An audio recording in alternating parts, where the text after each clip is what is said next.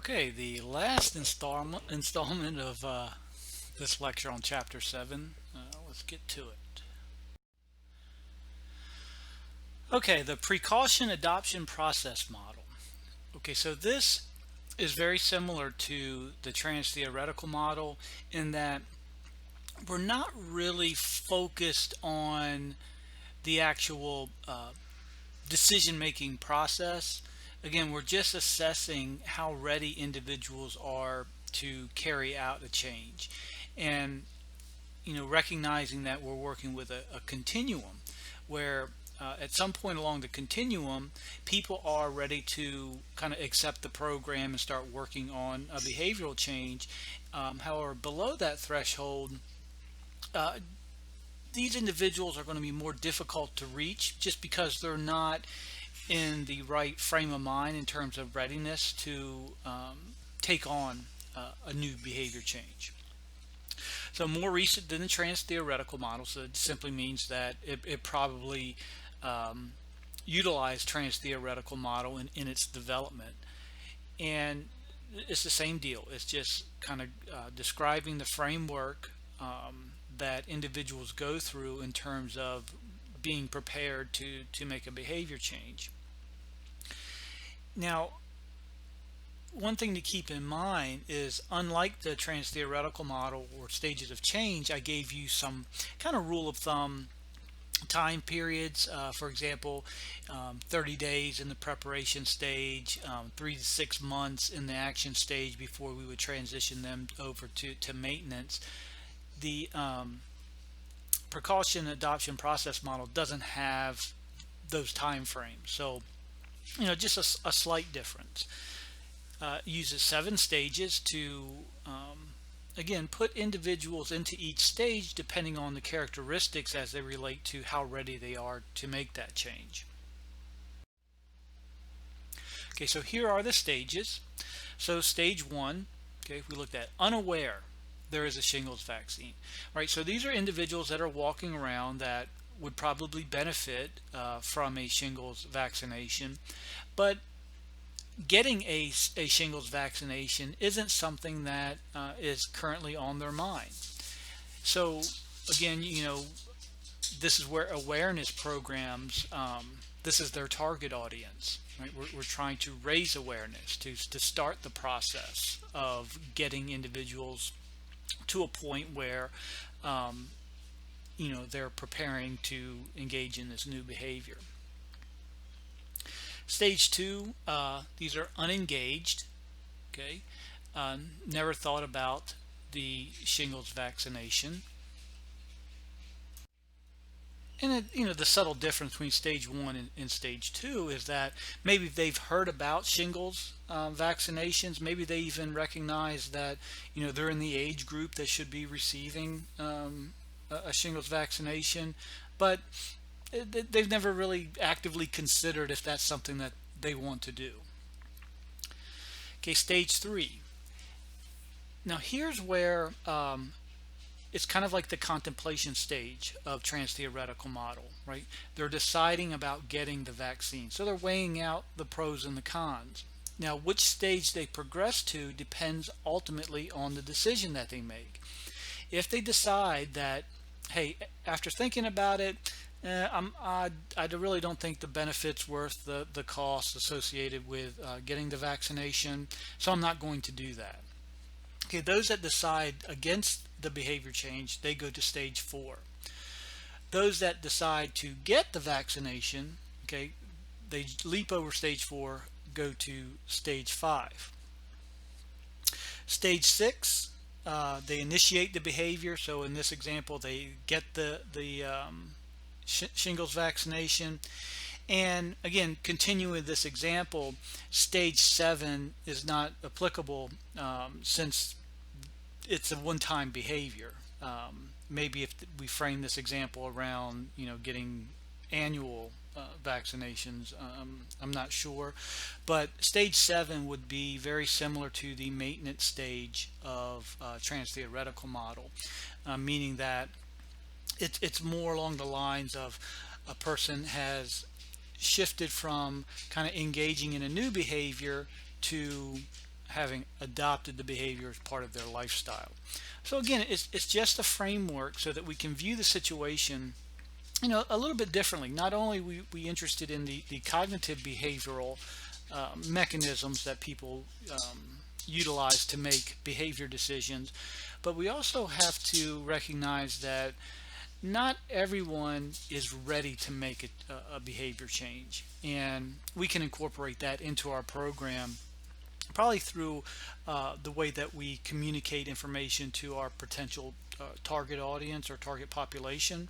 Again, do we need an awareness campaign? Well, if we have a lot of people that are in stage one and stage two, then we need to put information out there to convince people to start, thinking about the behavior change and its application to themselves.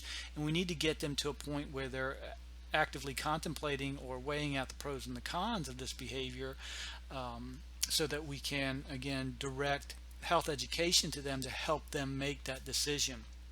And then once they decide to make the decision, that's great, but they're not going to receive any benefit until they actually initiate the behavior. So our program needs to be there to kind of present that cue to action, so to speak, to get them to actually act on that decision, and then kind of get them through initiating the behavior, and doing it repetitively so that we can get them to a stage 7 where they've incorporated.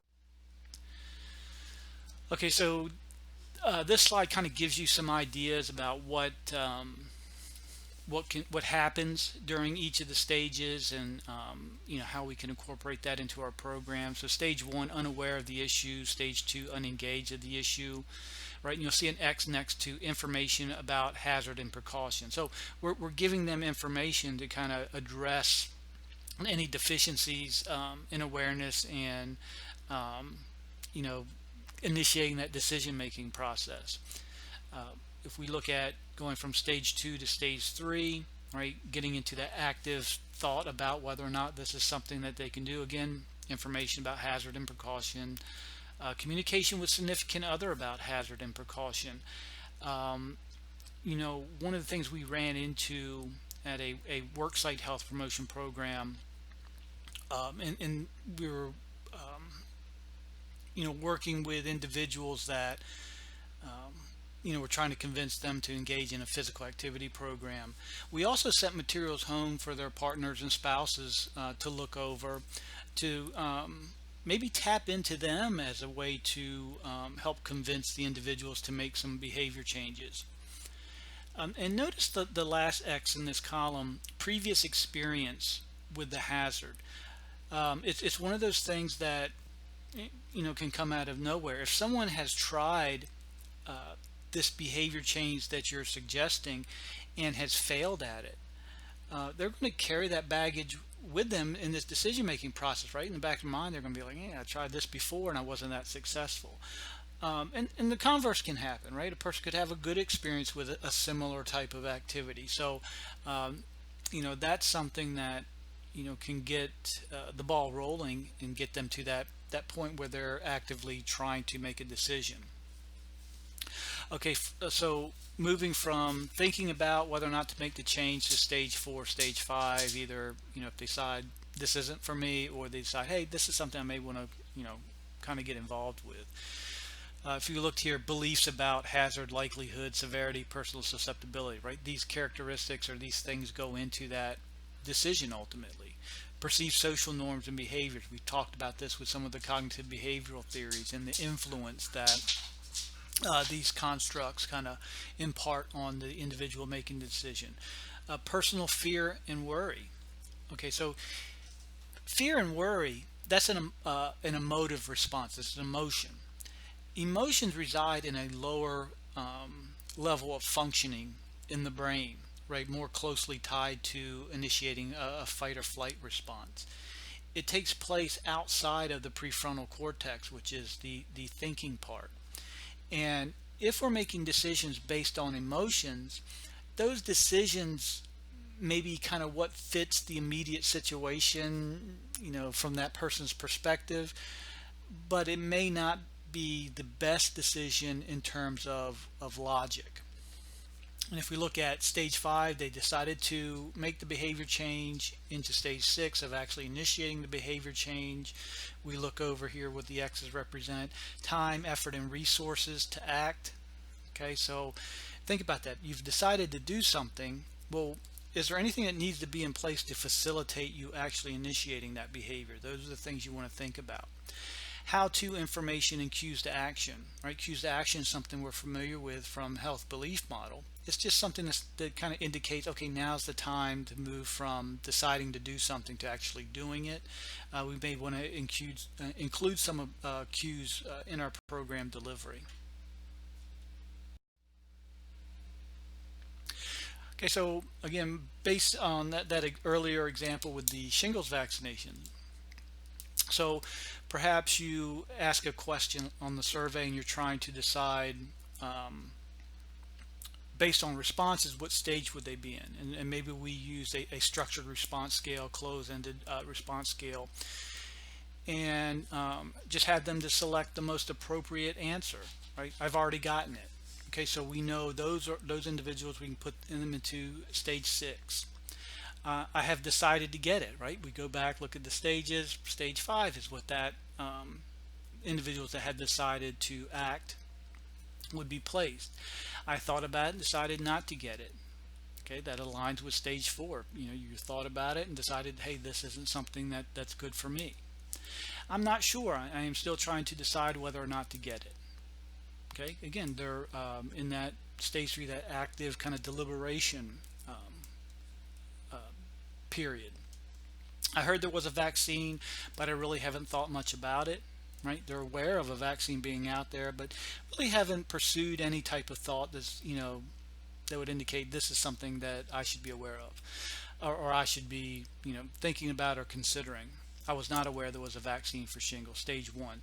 So again, this is a good example of showing how we could assess what stage they're in the precaution adoption process model, utilizing a survey instrument with a close-ended response scale.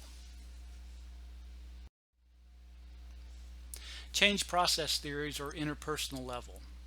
So here we're looking at kind of the effect of being in reality or being in life, recognizing that these decisions that individuals make don't happen in a vacuum. These decisions are influenced by the environments that we find ourselves in. And it could be a physical environment or it could be a social environment. So, one of the things that a lot of times we neglect is looking at the effect of things like peer pressure.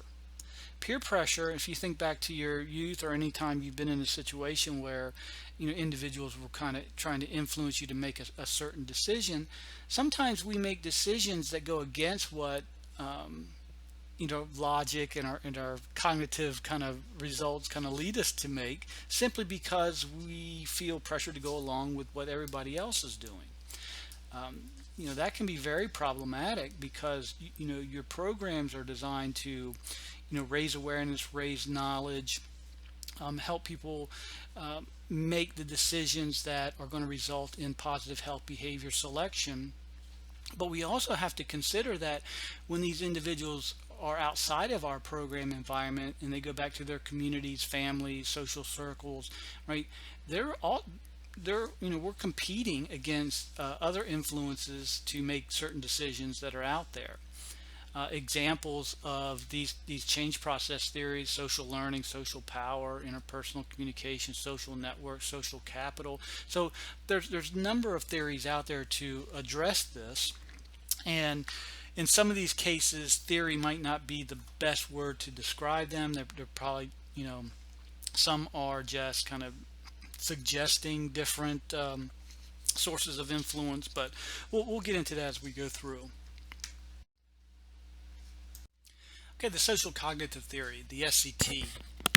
The SCT is the basis for a lot of other theories out there, but it's a very it seems simple on the surface, but there's a lot of things happening in the background that this theory takes into account. So if we look at the first bullet, combines SR theory or stimulus response theory and cognitive theories, meaning that a cognitive decision isn't the only thing at play when an individual is making a decision to engage or not engage in certain behaviors. Reinforcement, right, is a very important component. Think of this as if you were to try a new behavior that you were kind of unsure of in front of a group of friends, and say that you were successful carrying out the behavior, and the reaction from your friends was, just they're happy, they're clapping, they're encouraging you. That's going to affect your confidence to carry out that behavior again. But if you carry out the behavior and people are laughing at you, they're kind of being critical of you, well, that's going to serve a purpose as well, in the opposite direction. So what are these types of reinforcement? Okay, so direct reinforcement, that would come from the reaction that you get from individuals after you displayed the behavior, right? Is it positive or negative reinforcement?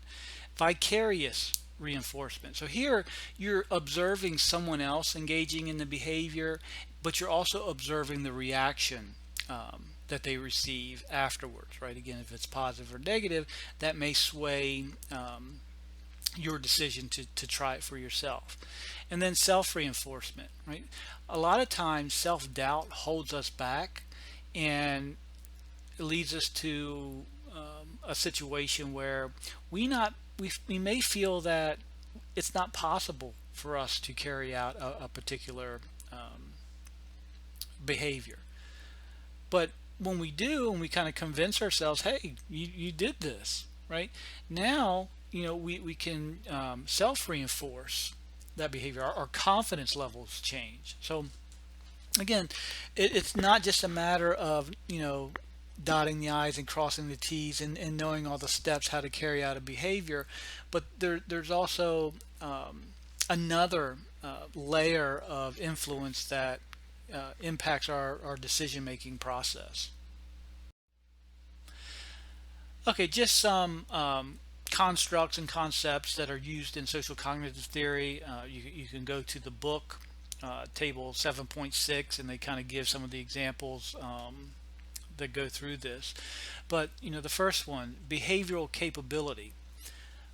So behaviors are actions, right? They're verbs, they're things that you can do, and there's usually a series of steps you have to go through in order to fulfill the behavior. And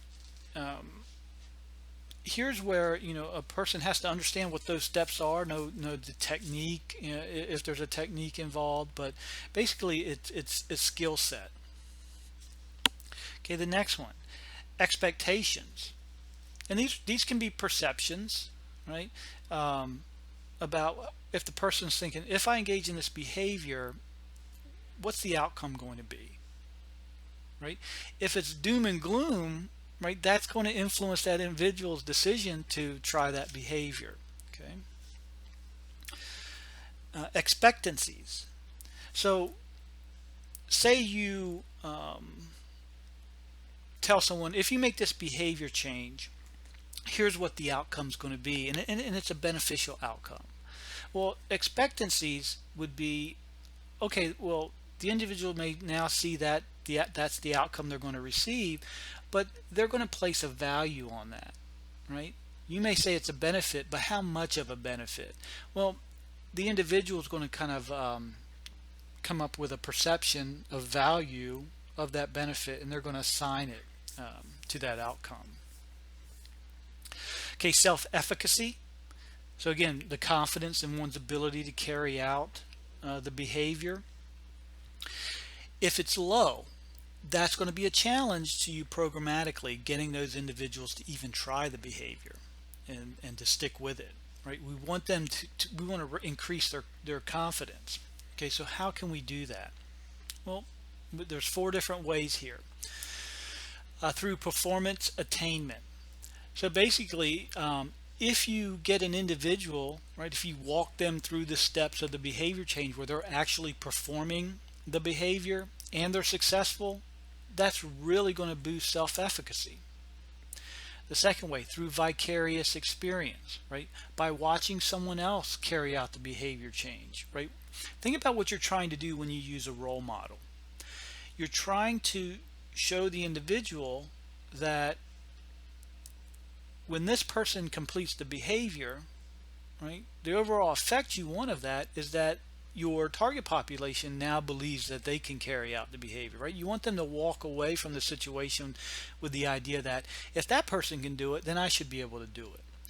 Now, with that in mind, think about how you select and who you select as a role model to demonstrate these behaviors.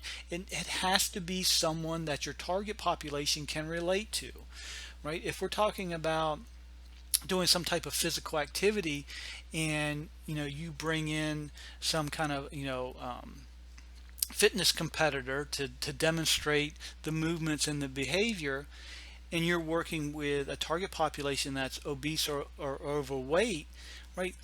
They may not walk out of that situation with this idea that if that person can do it, I can do it. They may walk out of that situation with thinking, no wonder that person can do it. Look at the the level of physical fitness that they're in, right? That certainly isn't the same level of physical fitness that I'm in.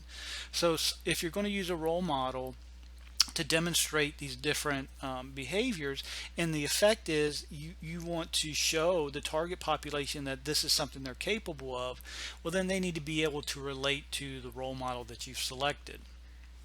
The third thing, as a result of verbal persuasion, right? That's just where you talk people up, you encourage them. Oh, you can do it. I have no doubt in my mind that you can do that, right? Well, again, think about what you're trying to do. You're trying to increase their confidence in themselves that they can carry out the behavior.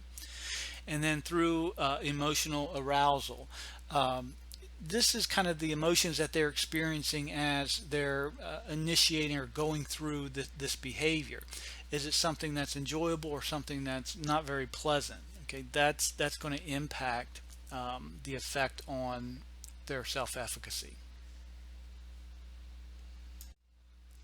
Okay, collective efficacy, similar in concept to self-efficacy, but now it's your confidence in the group of individuals that have been brought together to carry out a particular task, right?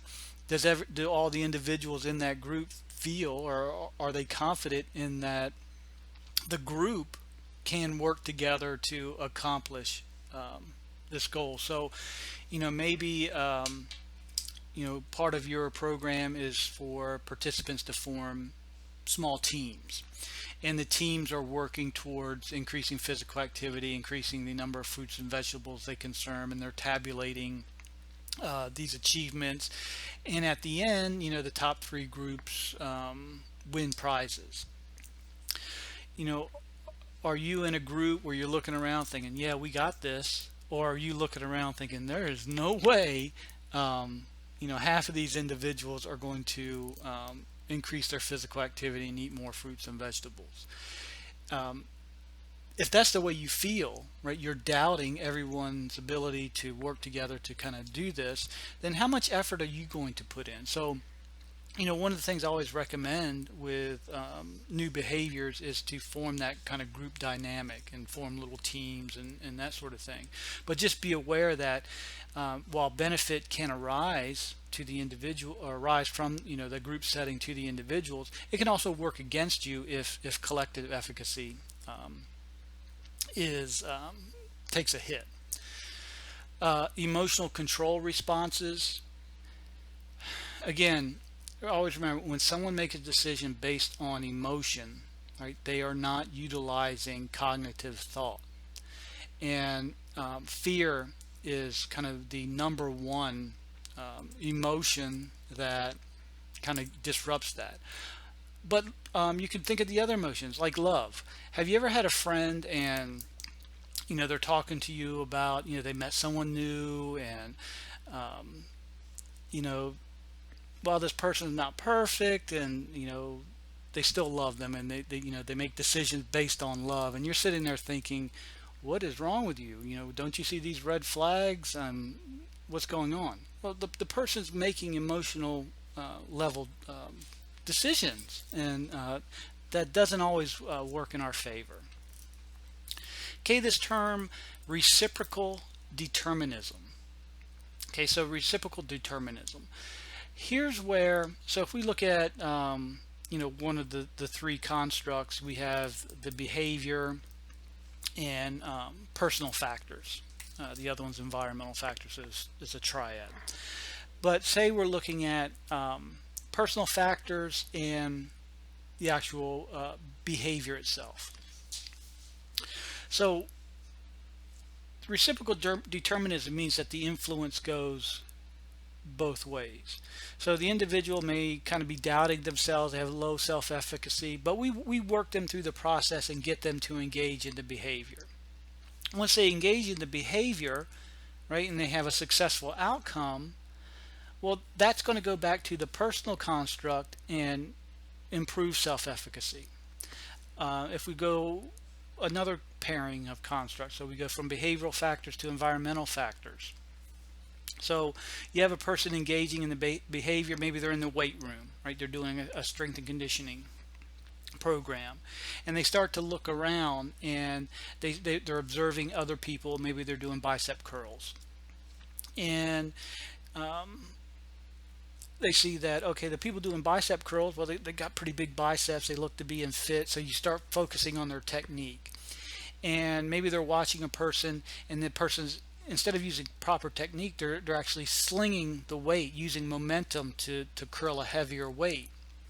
And then that happens a lot in the weight room. But then the person says, oh, well, that must be the way you should do the curls, because that person, looks like they know what they're doing. So the reciprocal determinism part goes, that influences the behavior that the person engages in, and they start to alter their technique.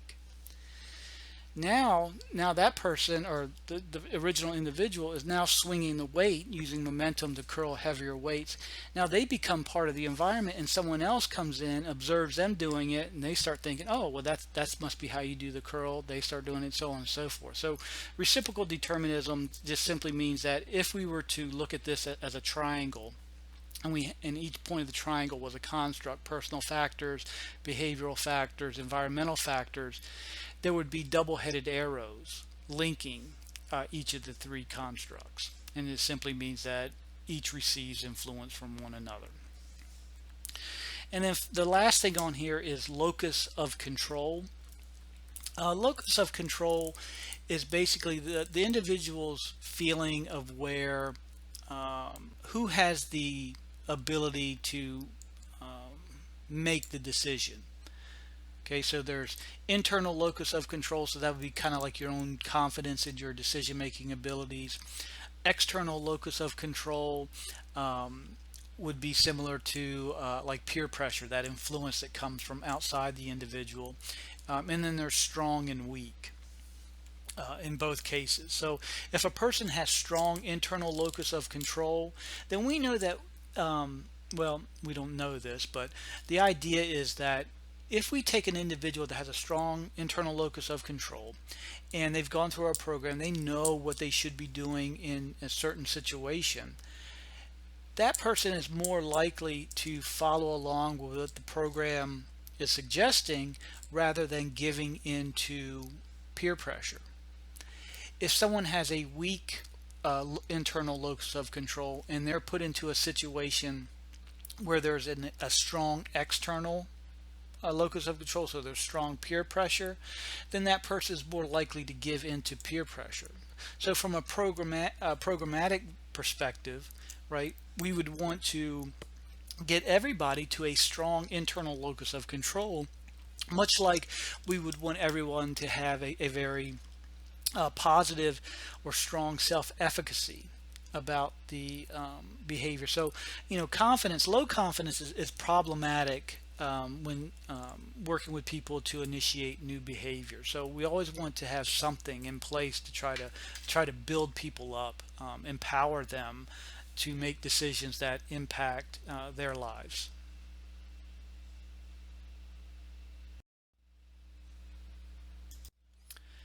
Okay, social network theory.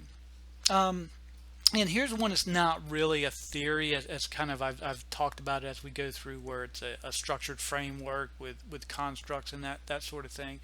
But it's more of a conceptual acknowledgement that we all have different social relationships, and there's also variability in how much influence those social relationships have on our decision making process. And it's not restricted just to health decisions. It's all sorts of decisions. Think about how many times you've gone along with kind of what your friends want you to do, or is it more of a process where we tend to be friends with like-minded people, and we try to stay in line with kind of what everyone else is doing, and that sort of thing. But recognizing that our social relationships do in fact play some role. It's something we really can't get away from. People are social creatures. People do have social lives outside of the department, uh, or outside of the program, excuse me. And you may want to stop and consider, okay, well, what direction are these influences pushing our participants in? Is it counter to what our program wants them to do, or is it in line with what our program wants to do? And really, we have to assess the social network of every individual, because there can be varying degrees of strength of influence. Okay, so when you're thinking about the effect that social networks have on individual decisions, some things to consider. All right, so the first thing, centrality versus marginality of individuals in the network. Basically, this is how much the person feels that their social connections are part of their lives, how interwoven their social relationships are, how important their social relationships are to that individual. Reciprocity of relationships. Is it just a one-way direction of influence, right, where the social network influences the individual, and that's it? Or does the individual have a chance at influencing kind of the social network, right? So that, if you see that peer pressure is something that influence an individual, right, one of our strategies may be to, well, let's see if we can change peer pressure by having the individual kind of introduce new ideas and new perspectives back to their social network. Complexity or intensity of relationships in the network. If we're looking at the social network and its influence on the individual, are there mediating factors? Are there certain situations where the social network has more of an influence? For example, with maybe the social network in a party situation, right, may have a different level of influence than if you're just hanging out with your friends at home. Um, you know Again, just recognizing that the social network's level of influence may depend on kind of the settings that these behaviors are taking place. Homogeneity or diversity of people in the network. Is it a social group made up of like-minded people, right? That would be a homogeneous type of thing. um, or is there diversity, subgroups, cliques, and linkages? um, so say that there's you have a social network, but then there's also a smaller cohort of really close-knit friends that they're part of the larger social network, but the smaller group has a different level of influence. So for example, if we were all sitting in a classroom, right, just because we're brought together for a classroom, there's probably going to be some elements of social network among all the individuals in the classroom. But a few of you may know each other from other classes, and you care more about what those people you're familiar with think, rather than just some random person that just happened to sign up for the same class you did. Communication patterns in the network. So basically, how is information spread? How does influence, or how does a person get a sense of what the social network wants them to do or behave in different situations? Um, are they using social media, or is it some type of thing where you have verbal discussions? So, but what I'm trying to get at is that social network theory, and just watering it down to just influence of the social network on individual decision making processes, isn't necessarily as simple as that. Right? There's a lot of other things that we may want to consider when we're looking at social networks.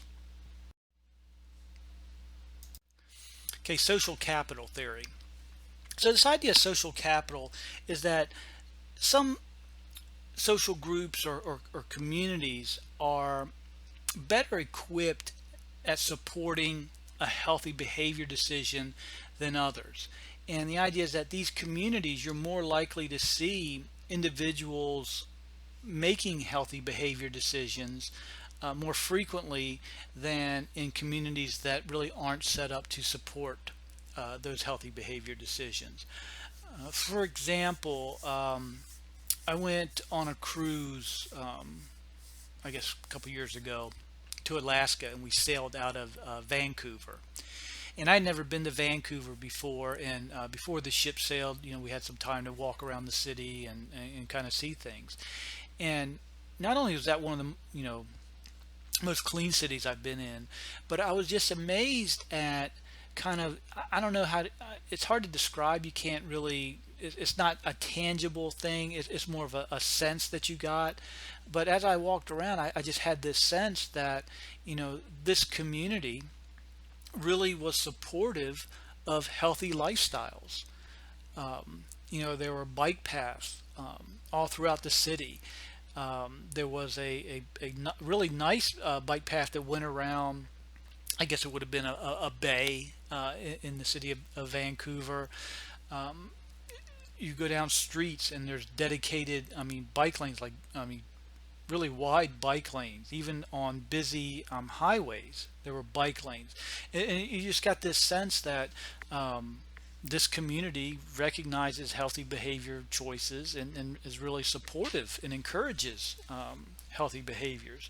So, just recognizing that some communities are more conducive to healthy behavior decisions than others. All right, so a graphical representation of social capital. So we begin over at the left with the environment, right? So what are the characteristics of the environment?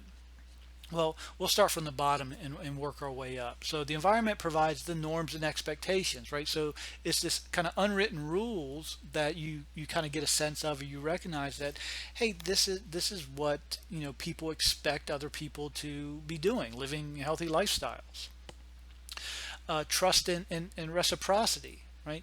Again, do you feel comfortable engaging in these healthy behaviors within this particular environment?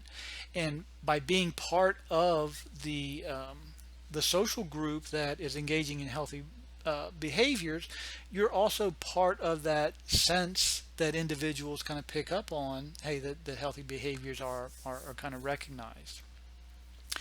And then the network resources that the environment brings in terms of bonding, bridging, and linking.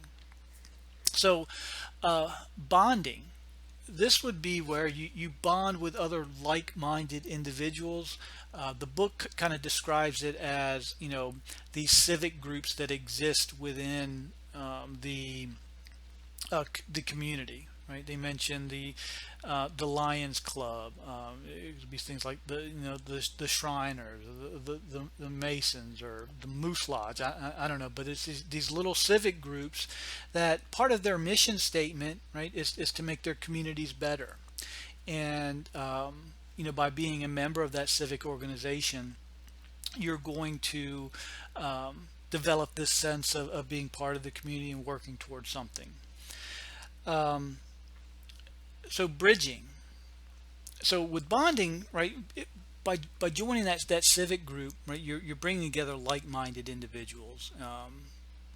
Probably characteristics are pretty similar, not the same, but the possibility is they could be. Bridging is something where people with diverse backgrounds, different characteristics, are brought together for a common purpose. So maybe there's a beach cleanup day, right? That would be the bridging event to bring people from all walks of life together to work on a single focus. And then linking. Um, the book gives an example of a boss working with an employee.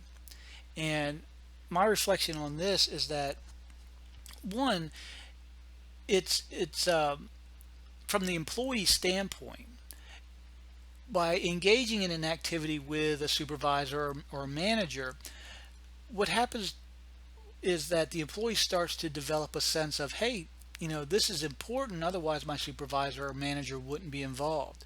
When we do worksite health promotion programs, we always try to get managers and supervisors involved in the same activities as the employees, because that is what we're trying to kind of convey, is that the entire organization sees this program as worthwhile. And then all those things kind of work together to represent the social capital of the community.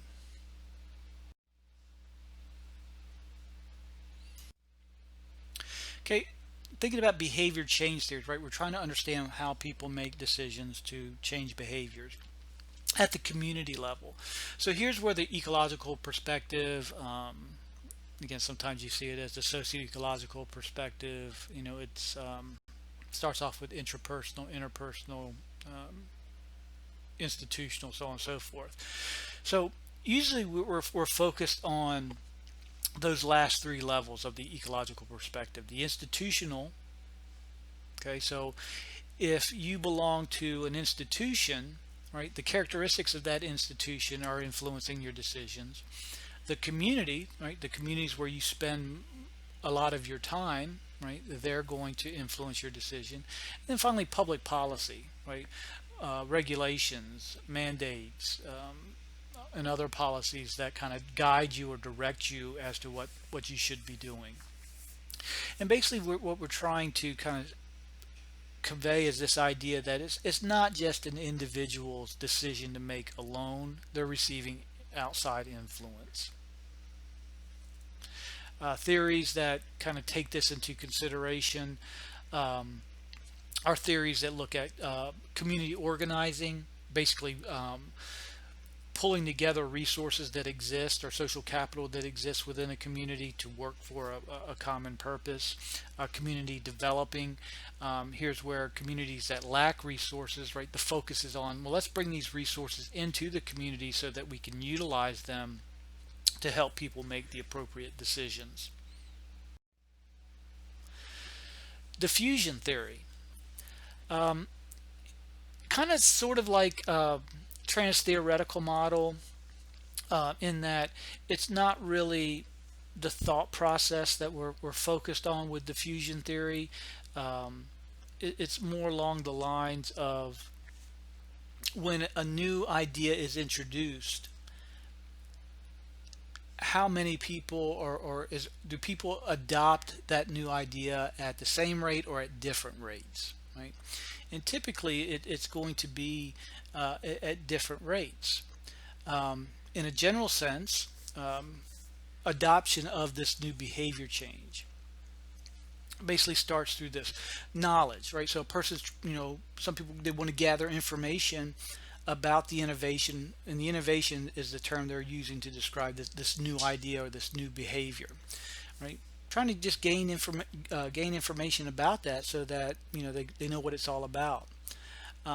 Persuasion, right? Creating a positive attitude towards the innovation or the behavior change. Getting a person to make a decision about adopting or not adopting the behavior change. Implementation, right? Beginning to use the innovation, or initiating the behavior change. And then confirmation, commitment to use, or basically they've kind of incorporated the behavior change in their life. Usually, or another format that you see diffusion theory is the diffusion of innovation theory. It's kind of a formalized theory that takes this into account, and basically it goes through when there's a new product. It's from consumer marketing. When there's a new product like the new iPhone that comes out, right? You have that group of individuals that they have to have it because it's new. They're the ones that are camped out outside the stores, and as soon as they open, they go in and get it. Um, and then, but that's not everybody does that, right? There's only a select few to do that. And then you have, early adopters, right? Those that, okay, I'm just I just want to get more familiar with this new product, make sure it's something that's right for me, but um, they tend to jump on board earlier than a majority of the other individuals, um, and so on and so forth. So it's just like this idea. So you had this idea of, hey, here's a new health behavior people should be engaging in. Not everyone's going to be ready to jump into it, right? You may have to address other segments to kind of gradually introduce them to this new behavior. Okay, so here's what I was getting at: the diffusion of innovations. Um, and this percentage in this place on a bell-shaped curve. So we all know what a bell-shaped curve is, and the idea is that on either extremes there's fewer individuals or fewer percentage of individuals than in the very middle of the bell-shaped curve. The middle of the bell-shaped curve represents the most individuals. So again, let's go with this iPhone example. Right, so innovators, they're the ones that they're camping out. They just got to have it because it's new, right? You don't have to convince them. Just the uniqueness of the product, in this case, would be your health promotion program, or the iPhone, that would be the analogy, right? They're on board. Sign me up. I'm ready to go. Early adopters, okay, that's going to be another subsection of group that they just need a little bit of convincing that this is beneficial, and that they're on board. Early majority, these are individuals that do require kind of more demonstrative evidence that, okay, this program is worthwhile. Late majority, these are the individuals that feel that, hey, I just want to be a part. Everybody else seems to be signing up for this. I better sign up for it too, right? And we get a group there. It's kind of the evidence for that group is that, well, if everybody else is doing it, it must be good. And then laggards, those are just individuals that resist change no matter what. They're going to be the most difficult ones to reach to get involved in your program. Okay, community readiness model. Again, just like the stages of change is a kind of a model to explain how ready individuals are to make behavior changes. The community readiness model is, okay, well, what if you want to create change at the community level, right? You want to actually change some of the aspects of communities that we've discussed earlier on in this lecture. Well, again, it's you just don't jump all in. There's going to be different stages of readiness that we need to consider. So we just go through the stages: no awareness, right? The powers that be that make decisions for the community, they're just, that's not something they're aware of. You come to them, hey, we need to change the community or add these resources, right? It's, oh, I never considered that. That would be in that group. Denial, vague awareness, pre-planning. Again, go to the textbook, kind of read these. Preparation, okay, the community's on board with making a change, but how do we go about doing that? Initiation, once everything's in place, let's go ahead and initiate the community change. Stabilization, all right, so can the community handle the change? Can it adjust to the change? There's going to be a time period where that's kind of happening. Confirmation, expansion. All right, does the community recognize the change is beneficial and want to continue with it? Do they want to increase their efforts? Professionalism, right? It becomes incorporated as part of the community identity.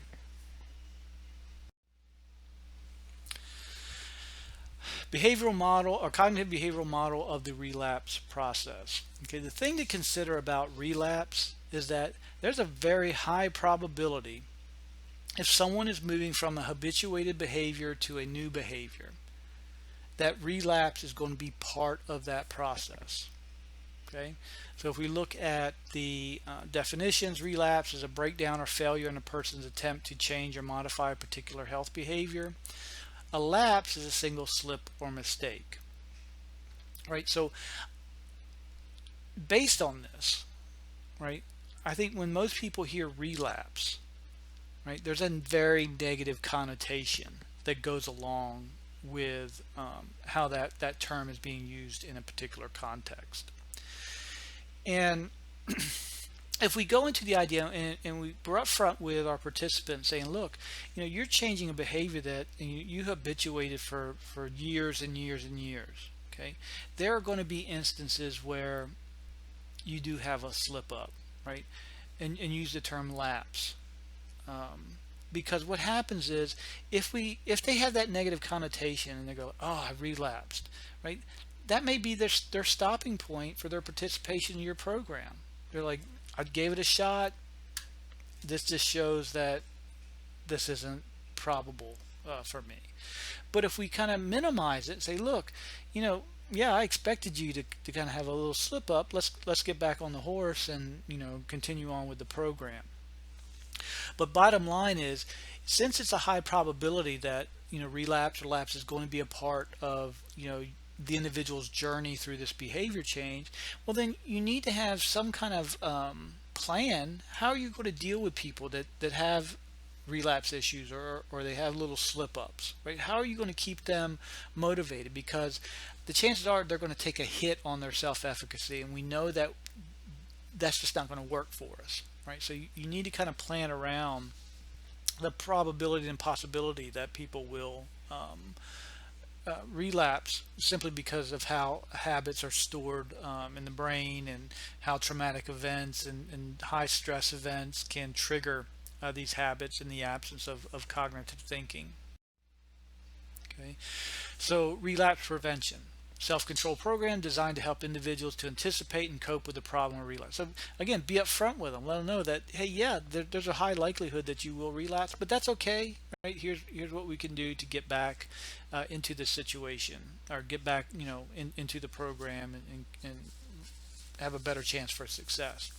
Okay, relapse is triggered by high risk situations. Again, habits are stored in the same kind of functioning level of the brain as emotions, right? And I just got done telling you that emotions are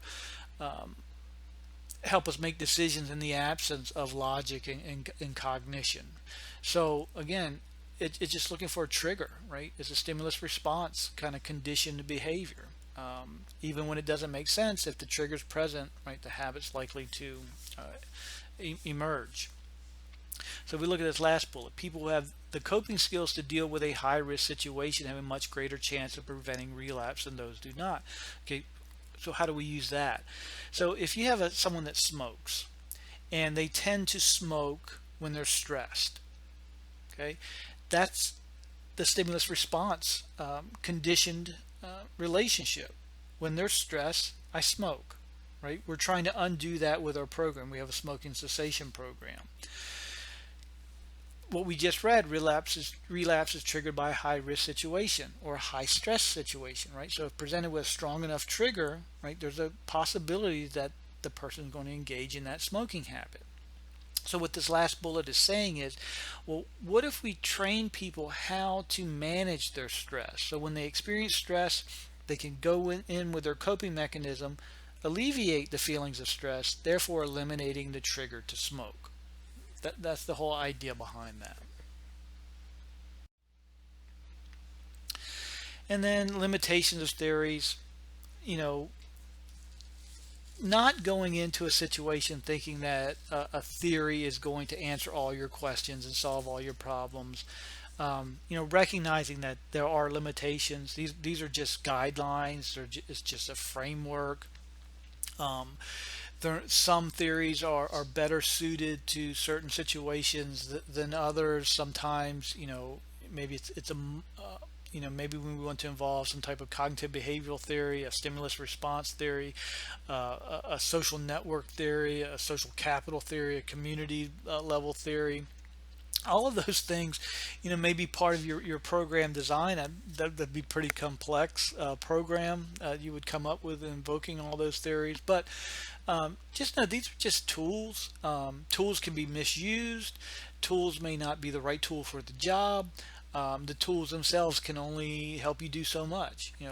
Recognizing that, and understanding that you may have to adapt and overcome the limitations in certain situations. But just having a sense of what theories are, what their utilities are, what their limitations are, it's going to help you be better at applying theories to help to get you where you want, and that's going to be designing a high quality program that produces beneficial results for your target population.